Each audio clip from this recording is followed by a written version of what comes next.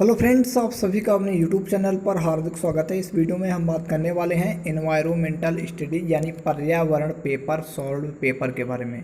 Video सारे student के लिए इम्पॉर्टेंट है जो स्टूडेंट ये पेपर दे चुके हैं या आगामी सालों में जो भी ये पेपर देने वाले हैं उन सारे स्टूडेंट के लिए वीडियो इम्पॉर्टेंट है और आपको पता चल जाएगा कि इस पेपर में आपके कितने नंबर आने वाले हैं।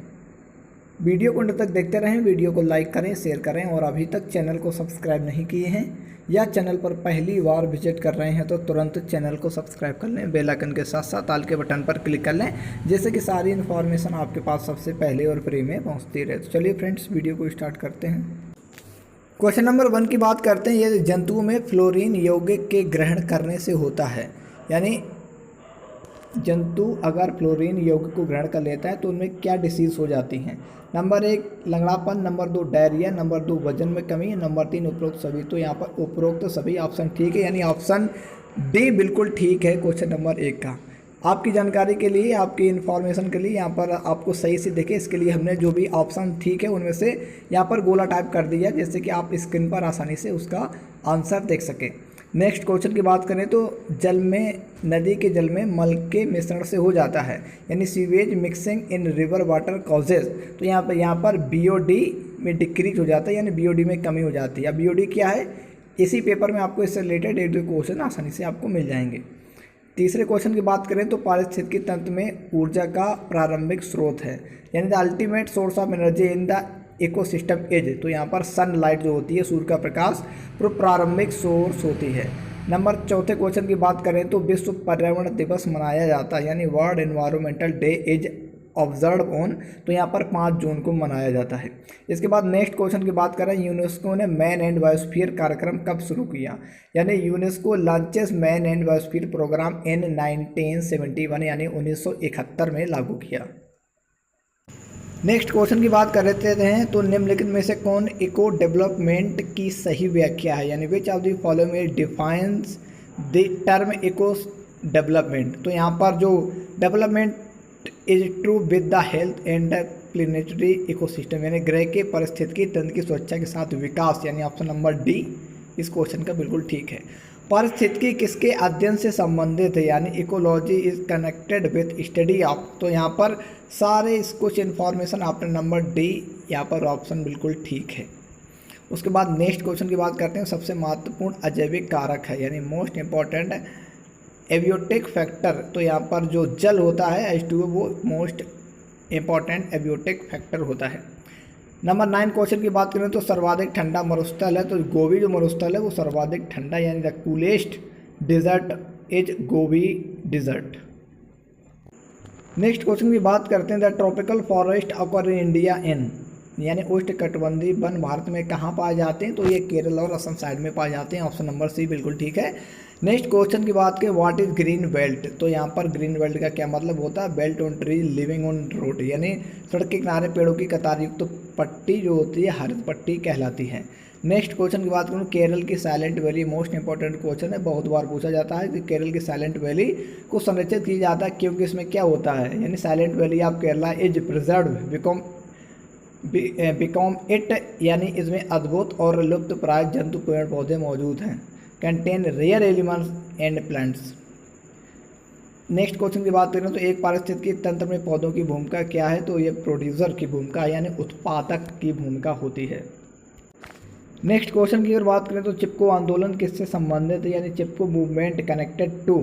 तो ये प्लांट कंजर्वेशन, यानी पादप संरक्षण से संबंधित है, ऑप्शन नंबर डी बिल्कुल ठीक है। नेक्स्ट क्वेश्चन की बात करें तो कौन सी गैस पृथ्वी पर जीवन के लिए लाभप्रद और हानिकारक दोनों है, यानी which gas is both useful and harmful to life on earth. तो यहाँ पर जो मीथेन CH4 होता है वो लाभप्रद भी है, हानिकारक है, ज़्यादा बढ़ जाए तो हानिकारक है, मेंटेन रहे तो लाभदायक है, मेंटेन रहनी चाहिए। देशांतर गमन का अभिप्राय है, यानी माइग्रेशन रिफर्स टू। तो यहाँ पर सामयिक प्रस्थान एवं वापसी, यानी periodic departure and return, option number D बिल्कुल ठीक है। भूमध्य रेखा के पास किस प्रकार से वन पाए जाते हैं, मोस्ट इंपॉर्टेंट क्वेश्चन है। Which type of forest are found near the equator. तो यहाँ पर उष्णकटिबंधीय यानी ट्रॉपिकल फॉरेस्ट पाए जाते हैं। नेक्स्ट क्वेश्चन की बात करें, when the fertility of soil is salt in is called है, यानी जब मृदा की उर्वरता का ह्रास होता है तो उसे क्या कहते हैं, तो ये सॉइल इरोजन कहते हैं, यानी भूमि अपरदन कहते हैं। नेक्स्ट इंपॉर्टेंट क्वेश्चन की बात करें, ध्वनि प्रदूषक को मापते हैं यानी या नॉइज पॉल्यूशन इज मेजर्ड, तो यहाँ डेसिबल में इसे नापते हैं। किस धातु के जहरीले प्रवाह से इटाई बीमारी होती है, मोस्ट इंपॉर्टेंट क्वेश्चन है, बहुत बार पूछा जाता है। Which metal poisoning cause itai disease, तो यहाँ पर जो कैडमियम होता है उसके द्वारा इटाई बीमारी होती है। दुपहिया वाहनों द्वारा फैलता है यानी टू व्हीलर कॉजेज, तो यानी वायु और ध्वनि प्रदूषण दोनों फैलाते हैं। नेक्स्ट क्वेश्चन की अगर हम बात करें तो भूमंडलीय नमी को किसके द्वारा नापते हैं, यानी atmospheric humidity is measured by, तो यहाँ पर इसे हाइग्रोमीटर से नापते हैं। नेक्स्ट क्वेश्चन की बात करें तो निम्नलिखित में से कौन जैव विविधता की सुरक्षा एवं संरक्षण में सहायक है, यानी which of the following is help to protection and conservation of biodiversity, तो यानी जो इको डेवलपमेंट होता है वो इसकी सुरक्षा और संरक्षण में सहायक है। ऑप्शन नंबर ए बिल्कुल ठीक है। यदि संसार के सभी हरे पौधे नष्ट हो जाएं तो क्या होगा, if the all green plants of the world are destroyed, तो यहाँ पर क्या होगा, सारे जीव जंतु यहाँ पर मर जाएंगे, यानी ऑप्शन नंबर बी बिल्कुल ठीक है। नेक्स्ट क्वेश्चन की बात करें तो कौन से ऊर्जा के स्रोत का नवीनीकरण कर सकते हैं, यानी रिन्यूएबल सोर्स ऑफ एनर्जी, तो यानी ऑप्शन ए बिल्कुल यहाँ पर ठीक है। अब यहाँ आपको बताना है कि ऑप्शन नंबर ए सही है कि बी सही है, ये आप कमेंट्स बॉक्स में कमेंट करके बता सकते हैं। नेक्स्ट क्वेश्चन की बात करें तो विच of the following is a man made ecosystem, यानी निम्नलिखित में से कौन सा मानव निर्मित पारिस्थितिकी तंत्र है, तो यानी जो एक्चुअली होती है ऑप्शन नंबर सी वो मानव निर्मित पारिस्थितिकी तंत्र है, ऑप्शन नंबर सी बिल्कुल ठीक है। ओजोन पर सर्वाधिक मोटी है तो अंटार्कटिका में यानी पोल्स पर सर्वाधिक मोटी होती है, यहाँ पर ऑप्शन नंबर बी बिल्कुल ठीक है। ताजमहल को किसके प्रभाव का खतरा है, तो यानी सल्फर डाइऑक्साइड का खतरा है, ऑप्शन नंबर 28 का क्वेश्चन नंबर 28 का बी ऑप्शन बिल्कुल ठीक है। पर्यावरण में ग्रीन हाउस प्रभाव किस गैस से बढ़ता है, green house effect is enhance in the environment by the gas, तो यहाँ पर मीथेन के द्वारा ग्रीन हाउस इफेक्ट बढ़ता है। किस मात्रा से अधिक ध्वनि को हानिकारक ध्वनि प्रदूषण माना जाता है, तो नॉर्मल कन्वर्जेशन की 65 से 70 होती है, 80 से ज़्यादा अगर ध्वनि है तो उसे हानिकारक ध्वनि प्रदूषण की श्रेणी में मान लिया जाता है, ऑप्शन नंबर डी सही है। नेक्स्ट क्वेश्चन की बात करें तो highest source of pollution in big cities is, यानी बड़े शहरों में प्रदूषण सर्वाधिक स्रोत है, यानी उद्योग धंधों से सर्वाधिक यूज होता है। ओजोन के ह्रास का परिणाम होगा, तो यहाँ पर क्या होगा, ओजोन अगर डिप्लेशन लेयर ज़्यादा अच्छा हो जाती है तो यहाँ पर विश्व के तापमान में वृद्धि देखी जाएगी, ऑप्शन नंबर ए बिल्कुल ठीक है। पर्यावरण में ओजोन परत का ह्रास होता है तो यहाँ पर क्लोरोफ्लोरोकार्बन द्वारा यहाँ पर पर्यावरण में ओजोन जो लेयर है उसका ह्रास होता है। आप नेक्स्ट क्वेश्चन की बात करें तो राष्ट्रीय पर्यावरण अभियांत्रिकी अनुसंधान संस्थान, तो ये नागपुर में स्थित है, यानी national environmental engineering research institute is located at Nagpur. Bharat का राष्ट्रीय पशु है तो यहाँ पर बाघ, चीता है, बाघ तो दिया नहीं गया है तो यहाँ पर आसानी से चीता जो टाइगर है वो राष्ट्रीय पशु है, ऑप्शन नंबर सी बिल्कुल ठीक है। नेक्स्ट क्वेश्चन आपके सामने है, पेंगुइन पाए जाते हैं तो यहाँ पर अंटार्कटिका में पाए जाते हैं, ऑप्शन नंबर सी बिल्कुल ठीक है। सबसे बड़ा भारतीय विषैला सांप है, सबसे लार्जेस्ट इंडियन पॉइजनस, तो यहाँ पर ये नाग यानी कोबरा जिसे कहते हैं वो सबसे विषैला होता है। भारत में जनसंख्या विस्फोट का कारण है तो यहाँ पर शिक्षा में कमी, मौसम, अधिक जन्म दर, उपरोक्त सभी ऑप्शन ठीक है। कुल राष्ट्रीय आय में कुल जनसंख्या का भाग देने पर क्या निकलता है, ये प्रति व्यक्ति आय निकलती है, यानी total national income divided by total production of country is called, तो यहाँ पर कैपिटा इनकम प्रति व्यक्ति आय। विश्व के किस देश में जनसंख्या घनत्व न्यूनतम है, तो यहाँ पर जापान में the most thinly populated country in the world, यहाँ पर इन ऑप्शन में से जापान ऑप्शन बिल्कुल ठीक है। नेक्स्ट क्वेश्चन है कि भारत में कहाँ सर्वाधिक और न्यूनतम जनसंख्या है, तो यहाँ पर उत्तर प्रदेश में सर्वाधिक और सिक्किम में न्यूनतम जनसंख्या है। भारत में जनसंख्या की समस्या का सर्वोत्तम समाधान है तो यहाँ पर जन्म दर में कमी इन ऑप्शन में सबसे ठीक है, ऑप्शन नंबर सी बिल्कुल ठीक है। सुक्रोज पाया जाता है तो ये गन्ने में पाया जाता है, ऑप्शन नंबर ए बिल्कुल ठीक है। प्रकाश संश्लेषण का अर्थ है प्रकाश की उपस्थिति में खाद्य निर्माण, यानी ऑप्शन नंबर बी ठीक है, यानी फोटोसिंथेसिस मीन्स यानी formation of food in presence of light, option number B बिल्कुल ठीक है। एक परजीवी पौधा यानी जो अमर बेल है तो एक परजीवी पौधा है। नेक्स्ट क्वेश्चन की बात करें तो NPK स्टैंड फॉर, यानी NPK का तात्पर्य क्या है, कि नाइट्रोजन, फास्फोरस, और पोटेशियम, यानी बी ऑप्शन बिल्कुल ठीक है। चिपको आंदोलन के प्रणेता कौन थे? या पायनियर ऑफ चिपको मूवमेंट, तो सुंदर लाल बोगड़ा इसके प्रणेता थे। वायुमंडल में नाइट्रोजन का प्रतिशत 78, ऑप्शन नंबर डी बिल्कुल ठीक है। प्रत्येक जीव किसे प्रभावित करता है और उससे प्रभावित होता है? तो ये क्या है? इन्वायरमेंट से प्रभावित होता है, इन्वायरमेंटल को प्रभावित करता है। भारत का राष्ट्रीय पक्षी है, तो यहाँ पर मोर। यहाँ पर नेक्स्ट क्वेश्चन की बात करें तो लुप्त प्राय जाति का अर्थ है। यहाँ पर आसानी से देख सकते हैं, जिस जाति पर विलुप्त होने का खतरा है, यानी species that are the danger of existence, यानी जिस पर विलुप्त होने का खतरा है उसे लुप्त प्राय जाति कहते हैं। 52 क्वेश्चन की बात करें, नीली क्रांति किससे संबंधित है? तो यह मछली उत्पादन से संबंधित है। भोपाल गैस त्रासदी किस गैस के कारण हुई थी? तो यह मेथिल आइसोसाइनेट के कारण हुई थी, ऑप्शन नंबर सी बिल्कुल ठीक है। बीओडी, ये यहाँ हमने आपसे कहा था ये बीओडी आ गया, तो बीओडी क्या होता है? बायोलॉजिकल ऑक्सीजन डिमांड, बीओडी का मतलब होता है। नेक्स्ट क्वेश्चन की बात करें तो स्वचालित वाहनों से क्या मुख्य प्रदूषक निकलता है? तो यानी कार्बन मोनोऑक्साइड निकलता है। उसके बाद पारिस्थितिकी तंत्र में जीवाणु की भूमिका क्या होती है? तो ये कंपोजर की भूमिका रहती है, यानी अपघटक की भूमिका रहता है।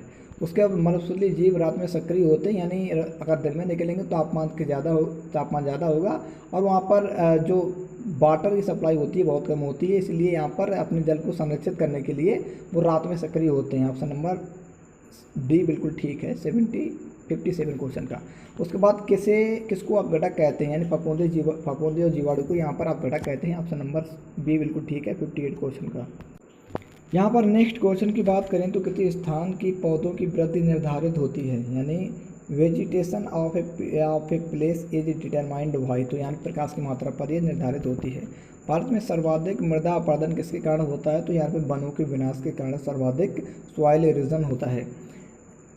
इस पृथ्वी के सभी जीव मिलकर बनाते हैं, तो यहाँ पर जैव जगत बनाते हैं, यानी बायोस्फीयर बनाते हैं। चंद्रमा पर जीवन नहीं है क्योंकि वहाँ पर ऑक्सीजन का अभाव है। नेक्स्ट क्वेश्चन की बात करें तो निम्नलिखित में से कौन सा अजैविक संसाधन नहीं है? तो यानी पर हरे पौधे, दूध, कोयला और चट्टानें, यहाँ पर जो अजैविक संसाधन नहीं है वो दूध है, यानी मिल्क। मृदा में से उपस्थित विघटित कार्बनिक पदार्थों को कहते हैं, तो इसे ह्यूमस कहते हैं। ऑप्शन नंबर ए बिल्कुल ठीक है। चट्टानों के जैसे मृदा का निर्माण होता है, तो यानी ऑप्शन नंबर डी इसमें सारा कुछ सही है। नेक्स्ट क्वेश्चन की बात करें तो पृथ्वी पर उपस्थित मुक्त जल का अधिकांश भाग इस्तेमाल नहीं होता क्योंकि वह मौजूद है, तो ये आसानी से समुद्र में मौजूद है। नेक्स्ट क्वेश्चन की बात करें तो निम्नलिखित में से कौन सी गैस वायुमंडल में सबसे कम मात्रा में पाई जाती है? तो ओजोन सबसे कम मात्रा में पाई जाती है। EPA एक पर्यावरण सुरक्षा एजेंसी है, ये कहाँ सक्रिय भूमिका करती है? तो ये अमेरिका यानी USA में करती है। विश्व वन जीव कोष मुख्यालय कहाँ है? World wild life fund WWF headquarter in located at Gland, Switzerland में ये मुख्यालय है। UNEP का फुल फॉर्म है United Nation environmental program. Next question की बात करें तो कौन सा परमाणु शक्ति केंद्र उत्तर प्रदेश में है? तो नरोरा, यानी ऑप्शन नंबर डी बिल्कुल ठीक है। भारत में कुल ऊर्जा का सर्वाधिक भाग खर्च होता है तो उद्योगों में हो जाता है। ईंधन फसलों के रस तथा लेटेक्स में अधिक होता है, तो आपको बताना है ये प्रोटीन सही है या कार्बोहाइड्रेट सही है। ये आपके लिए होमवर्क है, देखते हैं कितने स्टूडेंट इसका सही जवाब देते हैं। कौन सा मानव समाज के लिए वैकल्पिक ऊर्जा स्रोत है? तो यहाँ पर सारा कुछ वैकल्पिक ऊर्जा स्रोत है, उपरोक्त सभी ऑप्शन नंबर डी बिल्कुल ठीक है। नेक्स्ट क्वेश्चन की बात करें तो प्राकृतिक गैस का मुख्य घटक है, तो यहाँ पर मीथेन मुख्य घटक होता है, ऑप्शन नंबर ए बिल्कुल ठीक है। भारत में सर्वाधिक मृदु जल की खपत है, तो यानी विद्युत परियोजनाओं में, ऑप्शन नंबर क्वेश्चन नंबर 76 का सी ऑप्शन बिल्कुल ठीक है। कुल धरती की सतह का 50% से अधिक भाग है, तो आपको बताना है कि यहाँ पर अनयूजेबल लैंड है कि यहाँ पर ग्रास लैंड है, आपको कमेंट्स बॉक्स में कमेंट करके बताना है। संसाधनों का ह्रास से तात्पर्य क्या है? उत्पादन से अधिक खपत, यानी कंजम्पशन फास्टर देन खपत, यहाँ पर रिजनरेशन। यहाँ पर ये क्वेश्चन है गैस बिबल डिसीज जो मछलियों में होती है, ये इसका क्या कारण है? तो इसका कारण ऊष्मा प्रदूषक है या रेडियोधर्मी प्रदूषक? ये आपका तीसरा क्वेश्चन है आउट ऑफ 100 में आपके लिए। देखते हैं इनमें से कौन सा ऑप्शन ठीक है।